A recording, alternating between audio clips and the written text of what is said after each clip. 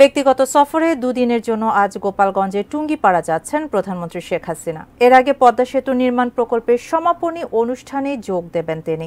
প্রধানমন্ত্রী বেলা ৩টায় গণভবন হতে মুন্সিগঞ্জে যাওয়ার উদ্দেশ্যে রওনা হবেন। সেখানে পদ্মা সেতু প্রকল্পের সমাপনী উপলক্ষে এক সুধী সমাবেশে যোগ দেবেন তিনি।